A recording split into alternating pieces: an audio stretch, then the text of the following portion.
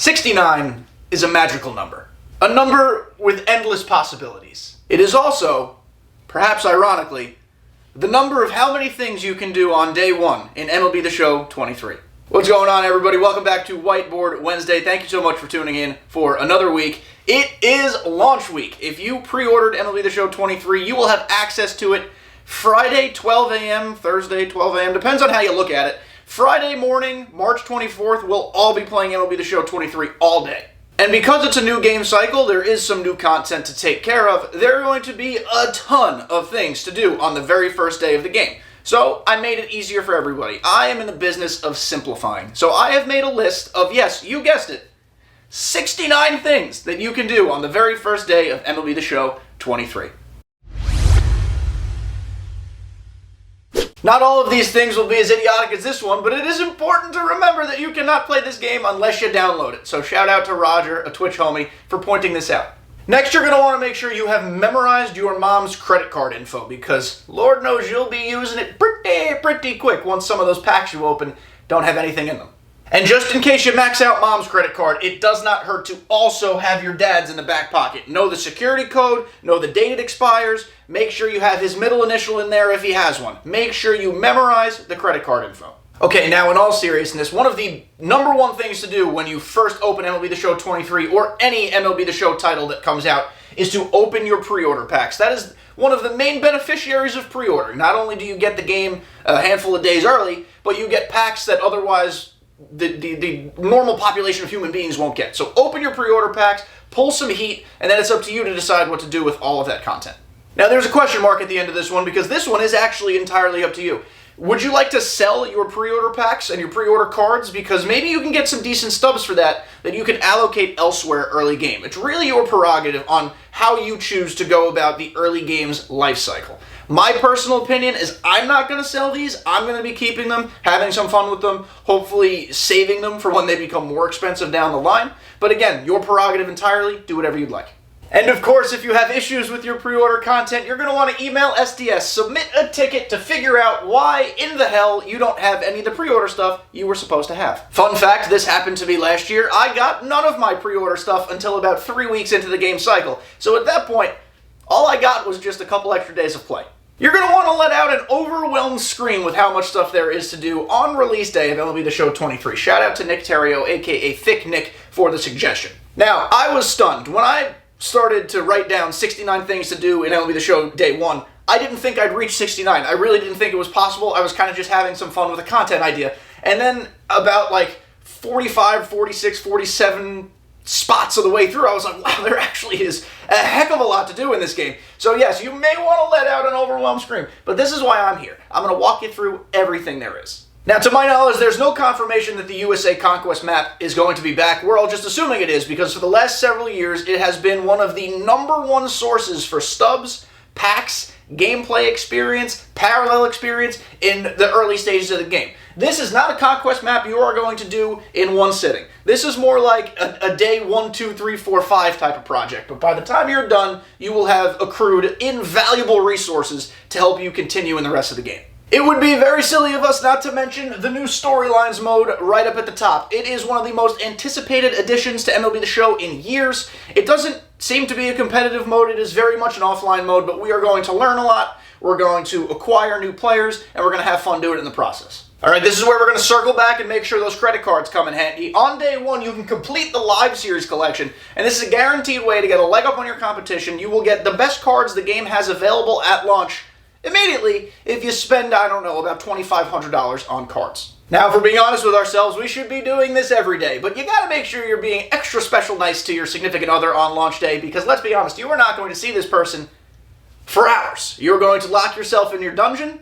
They're going to be doing their business, watching television, taking care of the dog, doing all the responsibilities that you're supposed to be doing while you hit nukes and probably scream at like 13-year-old little trolls. When I'm loading into a new MLB The Show, I am smacking that X button harder than anything's ever been smacked before. But some people like to take it slow. They ride it out.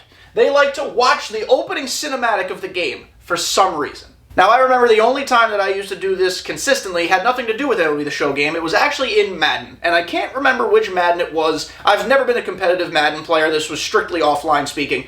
but whichever one had Ray Lewis giving the pump-up speech, boy oh boy did that get me all sorts of riled up. And did you know that he's allegedly a murderer? Now, unless something has changed, I'm pretty sure this is something everybody's going to have to do. This is not optional. You're going to have to play the stupid tutorial. Now, talk about the biggest buzzkill in video games. You're all hyped up. You're ready to go. You've had 16 caffeinated beverages getting ready for launch, and then boom, they smack you into a World Series recreation against the computer and just completely slows you down. This one is going to make me sad because I despise ball players, and I don't think they have any place in Diamond Dynasty, but there's a good chance that if you're a high-level competitive player, one of the very first things you're going to do in MLB The Show 23 is create your ball player, because historically, it is one of the best ways to get a step in front of the rest of the competition by building an insane player that has no business existing before all the really juicy 99 cards come out. Now, of course, that is subject to change this year because apparently we'll be getting 99s from day one. So it remains to be seen what the ball player meta looks like. But this is definitely one option for people who are competitive who'd like to just get a jump start on things.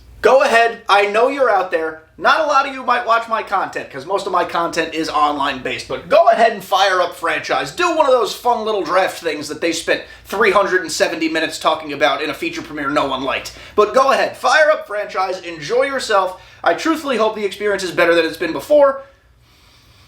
The jury's still out on that one. I kind of wish March to October would march itself to the dumpster outside, but it does exist, and technically speaking, it is something you can do on day one. It's a great way to get experience, it's a great way to just kind of get comfortable with the game again, and it blends some elements from Franchise into a truncated version. So listen, if you're a March to October person, cool. I hope it goes away forever. Mini Seasons looks like it got a little TLC this offseason. That's kind of cool. The mode had a ton of potential when it first dropped. They completely fumbled the bag. However, I do think it's going to be better this year. I hope it plays better. I hope it doesn't seem like as much of a grind. And just like all the other modes we've already talked about, Mini Seasons is a great way to just get comfortable on the sticks, test out some new teams, build some XP, get some player. You know, there's millions of things that are beneficial about playing Mini Seasons. Plus, hopefully, there are better rewards and more consistent rewards this season. Chowder! If you know what that means, then you are almost certainly one of the human beings that spend your stubs on toxic stadium sounds. Now, why you would do this on day one when stubs are a valuable commodity, I have no idea, but I'll rest assured there will be living, breathing human beings who do this. This is one of the few unfortunate things that you can do on day one. SDS obviously does a phenomenal job of letting us know who the new legends are every year. That's kind of the point of marketing the game. But it wouldn't make sense for them to talk about legends that are now gone from the game. Of course, they don't have the rights anymore, so they can't use their name, but like you get what I'm saying here. So this will probably leak before the game comes out. If it doesn't, it'll leak or be mined out pretty soon. But I would like to check which legends we lost. It is unfortunately an inevitability, that we're going to lose some people. So I'm curious to see who that is this year. Customizing your uniforms is one of the very unique things that SDS allows you to do to really make your team be unique to MLB The Show. They don't make you just wear the uniform presets that come in the game. You can create your own. This is something I actually usually do around like day 2, 3, 4. I like day 1 just to go in and play. I don't care if my uniforms are the plain old gray and white combo. I don't care if my opponent has the same exact uniform on. Day 2, day 3, I'm doing this. But you might want to do this day 1. It's totally available to you and no judgments. Another thing that a lot of folks are going to do right off the rip is to create your stadium, aka your hellhole, because I hate created stadiums. I wish they'd go away. They did just add nighttime online compatibility now, so that is certainly going to make even more toxic situations for us to play in online. But hey, you know what? If you want to play at max elevation, 290 foot to the wall with dinosaurs roaming in center field, good on you. Alright YouTube, it's time for the rapid fire round, because otherwise this video would be 3 hours long. You can hop into Ranked. You can do everyone's favorite mode, Battle Royale. Feeling frisky? Go play Ranked Co-op. Not as frisky? Unranked Co-op. I don't know what this means really in the context of everything here, but you can grind 99. If you enjoy mind-numbing content, go play Showdown. If you're one of the toxic people among us, you can go purchase all of the stadiums and unlock Polo Grounds. I will be live on launch night, so it's very important to watch kdjTV on Twitch. Hit a nuke, replay a homer, and check out the new cinematic that comes with it. You can switch to the new BAT PCI, but really, in reality, take the time, mess with your settings, make it so you're comfortable playing the game, and it will only give you more rewards in the future. One of the new features this year is the captain build, so you should go ahead and tinker with those and see which combination of players you can put together to create the best team for you. Now, creating a logo is admittedly very difficult. It's very hard to be artistic in this, and the people who can do it are absolute magicians. So either create your own logo or go pay someone to make it for you. There's nothing like sharing a brand new game that you're excited about with your friends who are also excited about it. So if you're not too concerned with grinding right off the rip, go ahead, queue up a friendly game, and just have a blast. Along those same lines, even if you guys are going to go separate ways and play separately, hop in Discord with the homies. This is an exciting night for us as gamers, especially as baseball fans. So hop in Discord, have fun, rip on each other a little bit, and help each other get better along the way.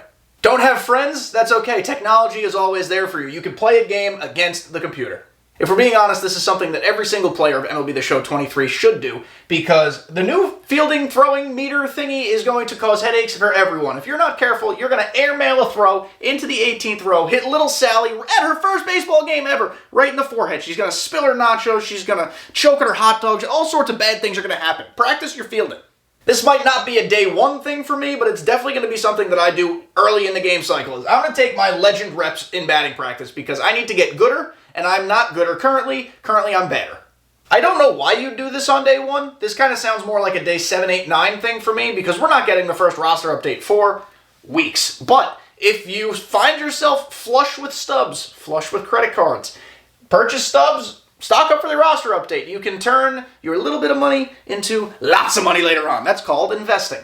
Potentially one of the least used modes in Diamond Dynasty is casual unranked. You could just go hop into a game and pick one of the major league teams in existence and play against another human being.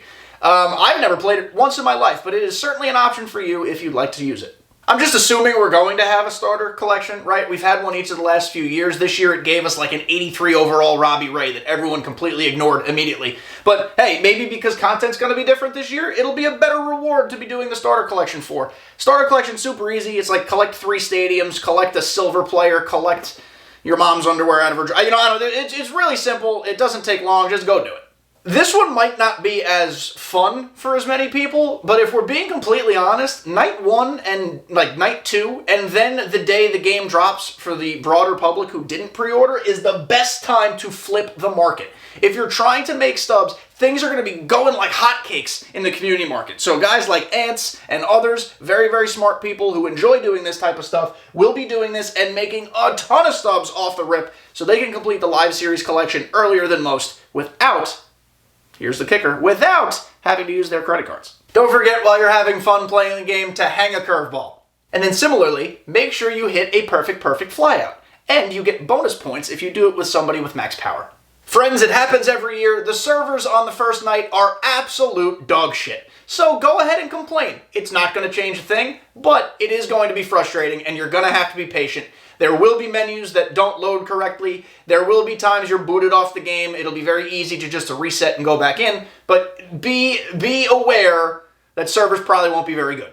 Ripping 50 bundles is the most responsible way to spend your stubs. If after a few hours you've already put together a team that you're kind of comfortable with, go ahead, jump into the new World Baseball Classic event, which is obviously part of the World Baseball Classic program. Go ahead and complete that. You'll probably get really good rewards, especially if they're going to give us guys like Trey Turner, Randy Arozarena, Shohei. Give me all of them.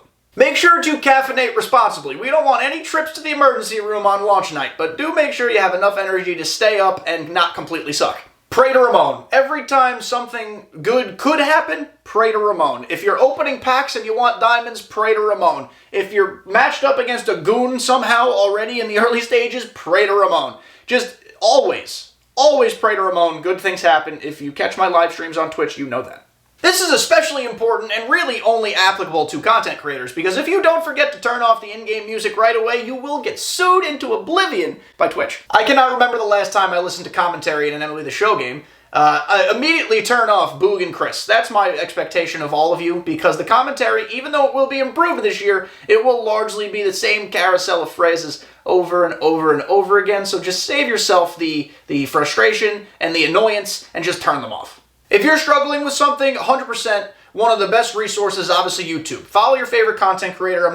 This is not even a plug for me. If you'd like to follow me, subscribe, sure, I'd love it. But there are plenty of people in our community who are going to be providing incredible tips Hitting tips, pitching tips, how to beat Conquest, how to beat Showdown, just all sorts of tips to make you a better player and to help you enjoy your MLB The Show 23 experience. So go ahead, go through YouTube, find the video for you, and get better. We're all going to do it. I'm going to be guilty of it too. But let's all use our Twitter fingers and share our unfiltered opinions on MLB The Show 23, completely overreacting with 3 hours of gameplay under our belts. One new feature this year is face scan, so let's all go ahead and play with it and see how many funny faces we can get uploaded into the game. Or, better yet, let's see if face scan recognizes our favorite cartoon character off a printed piece of paper. Let's see how wild we can get. You can set up a custom league with your friends. I've done these in the past with some of my homies from the internet, and they're a ton of fun. It's really cool to have like series and rivalries that kind of create themselves once the story of the season gets going, so go ahead, create a custom league.